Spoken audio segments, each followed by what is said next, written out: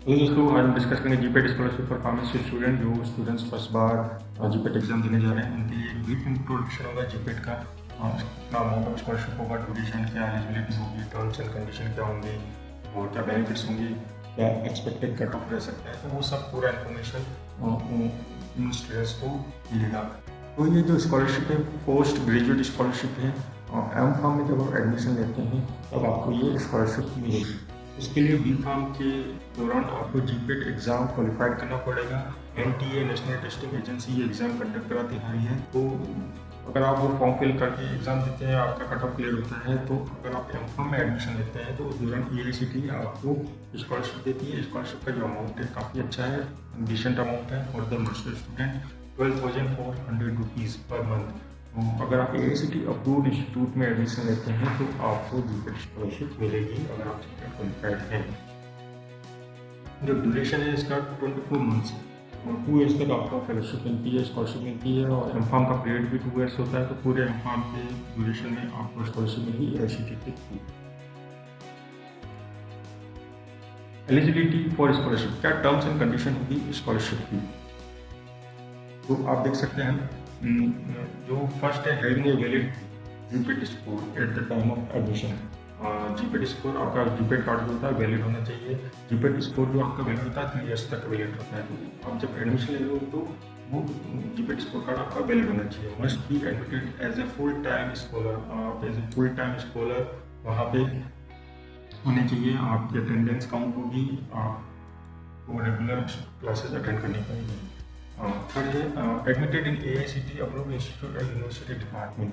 ये बहुत इंपॉर्टेंट चीज़ है, EICT approved institute. Generally students ये प्रॉब्लम फेस करते हैं, जीपेट के बाद वो एडमिशन तो ले लेते हैं लेकिन उनको पता नहीं होता है कि उनका इंस्टीट्यूट EICT अप्रूव्ड है कि नहीं। जनरली यूनिवर्सिटीज़ के अंदर ये दिक्कत आती है, कुछ यूनिवर्सिटीज़ EICT अप्रूवल नहीं होता है।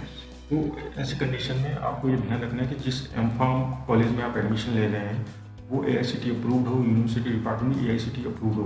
EICT एफिलेटेड कॉलेज में ही EICT आपको एम फार्म की फेलोशिप देगी, इसका ध्यान रखना है। अदर एंटाइटलमेंट जो होंगे आपको जो प्रोविजन दे रहे हैं कैजुअल लीव के हैं, मेडिकल लीव के हैं और मैटरनिटी लीव के। 15 डेज कैजुअल लीव है और मेडिकल लीव है आपकी 30 डेज की। और मैटरनिटी लीव थी इनकेस फीमेल कैंडिडेट है अगर उनको मैटरनिटी लीव चाहिए और पैटर्निटी लीव का भी प्रोविजन है। जो भी गवर्नमेंट के रूल्स है उसके अकॉर्डिंग आपको मैटरनिटी और पैटर्निटी लीव्स के लिए भी आप अप्लाई कर सकते हैं।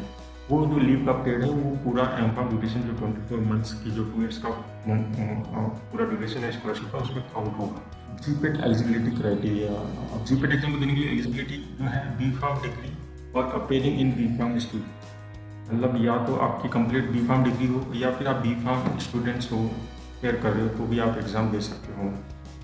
तो उसके अंदर आपका बी फार्म का रिजल्ट की कोई ज़रूरत नहीं होती है। बी फार्म स्टूडेंट भी इसको एग्ज़ाम दे सकते हैं। जनरली 3rd ईयर वाले बच्चे तक इसको एग्ज़ाम देते हैं, 4th ईयर वाले को देते ही हैं। 3rd ईयर स्टूडेंट्स भी एग्ज़ाम जीपेट का दे सकते हैं। There is no age restriction for appearing GPAT exam. Validity मैंने आपको बताया था 3 ईयर्स की वैलिडिटी है। आप एग्ज़ाम क्लियर करोगे तो आपका जो स्कोर कार्ड है 3 ईयर्स तक वैलिड रहेगा। 3 ईयर्स तक आप कभी भी एडमिशन लो आपको फेलोशिप मिलेगी।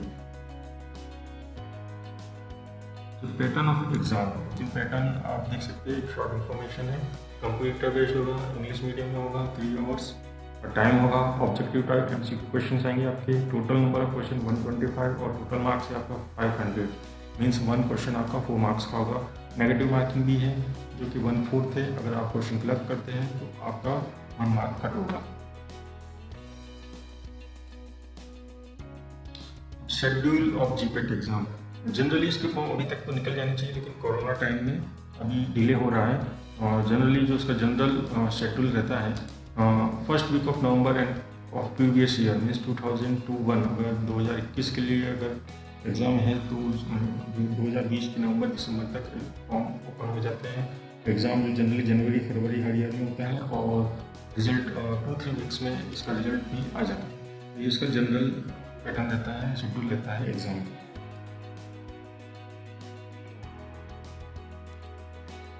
ये एक जनरल एक आइडिया एक्सपेक्टेड कट ऑफ क्या रहता है। जो स्टूडेंट फर्स्ट बार एग्जाम देने जा रहे हैं उनके मन में एक पता होना चाहिए कि कितना इसका रिजल्ट कट ऑफ रह सकता है।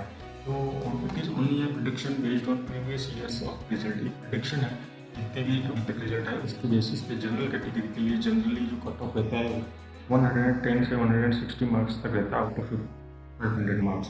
तो जो जनरल कैटेगरी स्टूडेंट्स है अगर वो टोटल 30 से 40 क्वेश्चन भी सही करते हैं, क्योंकि एक क्वेश्चन 4 मार्क का रहता है, तो अगर 125 टोटल क्वेश्चंस में से 30 से 40 क्वेश्चंस भी करेक्ट करते हैं या 45 क्वेश्चंस भी करेक्ट करते हैं तो उनके सिलेक्शन के चांसेस हैं।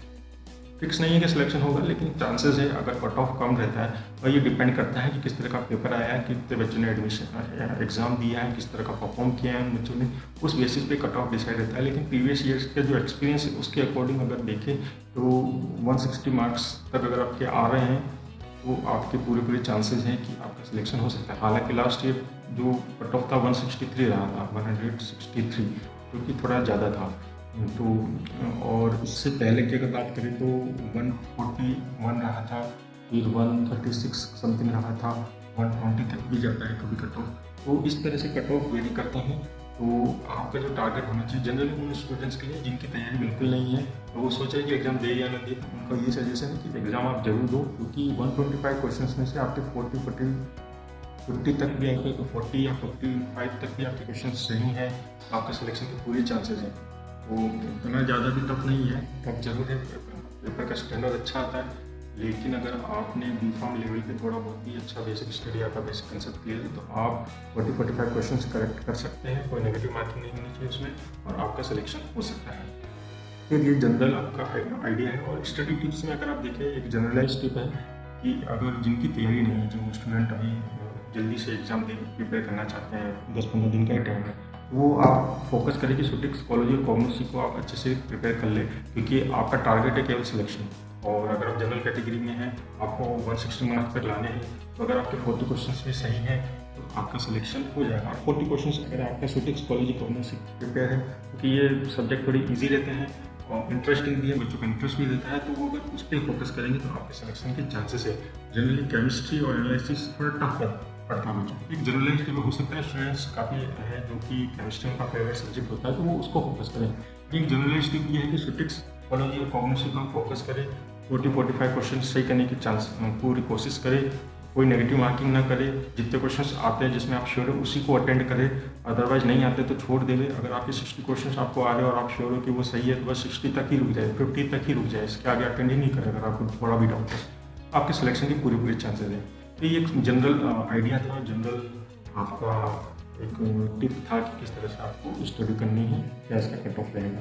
तो ये तो पूरा जीपेट का इन्फॉर्मेशन हो गया, किस तरह से B.Pharm स्टूडेंट्स को अगर वो M.Pharm में एडमिशन लेते हैं और जीपेट क्वालिफाइड है तो उनको फेलोशिप मिलेगी, स्कॉलरशिप मिलेगी, क्या उसका पैटर्न रहता है। इसके अलावा M.Pharm स्टूडेंट्स के लिए भी एक अपॉर्चुनिटी रहती है कि वो जीपेट कार्ड के थ्रू PhD में एडमिशन लें और वहाँ फेलोशिप लें। तो वो भी एक पूरा प्रोसीजर है। मैं नेक्स्ट वीडियो में आपको उसी बारे में बताऊंगा कि किस तरह से M.Pharm स्टूडेंट जीपेट कार्ड के थ्रू PhD में एडमिशन ले और फेलोशिप ले, और फेलोशिप भी बहुत अच्छी मिलती है। तो उसके बारे में पूरा मैं आपको इन्फॉर्मेशन दूंगा अपने नेक्स्ट वीडियो में। ये केवल जीपेट का एक इंट्रोडक्टरी वीडियो था। तो उम्मीद है दोस्तों आपको ये वीडियो पसंद आएगा। जाने से पहले चैनल को लाइक करें, सब्सक्राइब करें। धन्यवाद दोस्तों।